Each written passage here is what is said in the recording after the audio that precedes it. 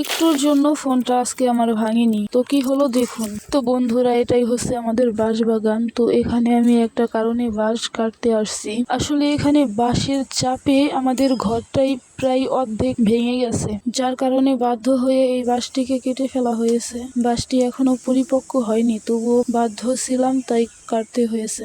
বাঁশটি কাটার সময় আমাকে অনেক সমস্যার সম্মুখীন হতে হয়েছে। আসলে যারা বাঁশ কাটছেন আগে কখনো, তারা অবশ্যই জানেন যে বাঁশগুলো ছিটে আর এক জায়গা চলে যায়। এভাবে গিয়ে বুকে লাগতে পারে, হাত পায়ে লাগতে পারে, হাত পা কেটেও যেতে পারে। তো আমার সমস্যাটি এমনিতে হয়নি, আমার কোথাও লাগেনি। তবে আমি ভিডিও করার সময় ফোনটাকে নিরাপদ জায়গা মনে করে এক জায়গা রাখছিলাম, বাঁশ এর মাঝে। তো আমি ভাবছিলাম যে ওইখানে বাঁশটি কোনোভাবেই ছিটে যাবে না, কিন্তু জানি না কিভাবে ওই বাঁশটি ছিটে ওইখানেই গেছে। তো আমি ধরে রাখছিলাম, যার কারণে 4 থেকে 5 ইঞ্চি দূরত্বে আমার ফোনটা ছিল, না হলে আমার ফোনটাই শেষ হয়ে যেত আজকে। তো আজকে এই পর্যন্তই। ভালো থাকবেন এবং পাশে থাকবেন।